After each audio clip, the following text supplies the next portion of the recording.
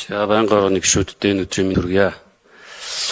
Хэдхэн хоногийн өмнө засаг огцруулах асуудал орж ирж байхад ерөнхийлөгч өөрөө орж ирээд хэлсэн. Хүн биш хууль засагладаг Монгол улс байна. Тэнд бол нэг 5 төлгөн коммунист суудсан. Одоо энэ хотын гудамжаар хүн загнаал яваад идэг нэг саарлах хувцастай коммунист дарга шиг болч та нар. Ямар ч иргэдтэйгээ харилцаа байхгүй. Улаанбаатар цэг имэн гэл хүн болгон өдөр болгон нэг вебсайт руу дараад ороод та нар цанал үгийгээ сууж явах юм.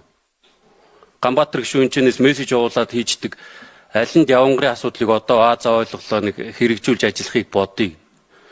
Би та нарыг болдог бол нөгөө хөнгүү хот гэдэг байгаа тэр хүннүү хот эсвэл тэр хар хорин хот дээр очиод иргэнгүм чинь тэнцээ очиж ажиллавал та нар таарна. Та нараас ямар ч тэр иргэдийн одоо машинтай байх эрхийг дээдлий, машинтай нь байлгая. Эсвэл аз жаргалтай хотод амьдруулыг төгжрүүлгүй амьдруулъя гэж байгаа сэтгэл гарахгүй шүү дээ. Одоо та нар харж байгаа наа чинь 5 дарга сууж байна. 5 машин. Төгжрөл мөн үү?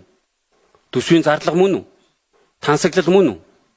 Тэгээ хаана байгаа та нарын тэр төсөв хэмнэн гэдэг байгаа. 3 номер дээр сууж байгаа дарга уучлаарай танд загнуулах гэж энд орж ирээгүй заяа. Очи тэр Нямбаатарыга загна. Дараад нь их хурд руу алдсан шүү.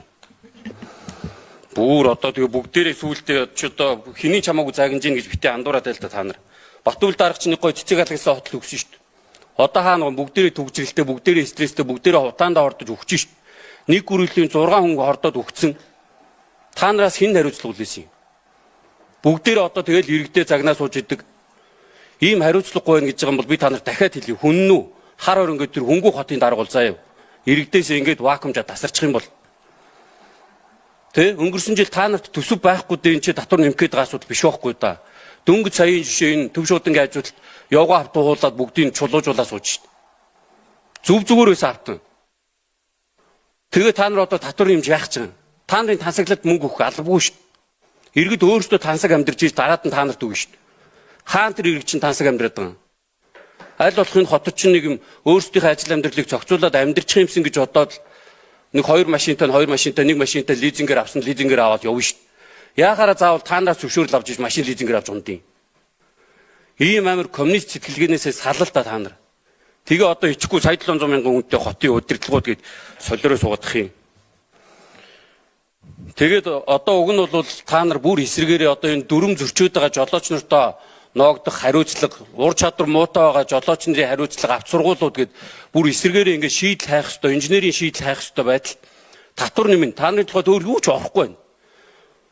Уг нь чинь сонгуулиар сонгогдоод нэг баахан гадаа дотоодод төгссөн шилдэг боловсрал эзэмссэн хүмүүс орж ирлээ гэсэн чинь зүгээр л хэдэн коммунистууд ороод ирсэн. Тэгээ яад гэсэн юм яриа сууж их хичээж та нар. Бүр одоо сүултээ нэрээ та нараас бол нэр үнэхээр хүлээх юм алга 2 хүнээс санал авчаад улсын хурлын төвшөнд хүртэл асуудлуудаа яриа сууж шít. 2 хүн та нар хэвлэл мэдээлэлтэй гэрээ байгуулахаараа бүгдээрэнтэй хэвлэлийнхэнтэй хаалтын гэрээ хийсэн та нарыг одоо баг унгахад ч хүртэл магтаа сууж байгаа шít. Яагаад тэр хэвлэл мэдээллийнхэнтэй та нар гэрээгээ байгуулж энэ асуудлуудаа яриулаагүй юм? Бидний татвар нэмэх чинь бүх хэвлэл мэдээллийн байгууллагууд ороод энийг ингээд нээлттэй хилцүүлээд өг гэж хэнд нь хэлээгүй юм. Хинч хардгүй нэг муу пэйж руугаа хамаг буруугаа чигчээд наана тансаглаа сууж хөвчиж амьдрах хэрэгтэй.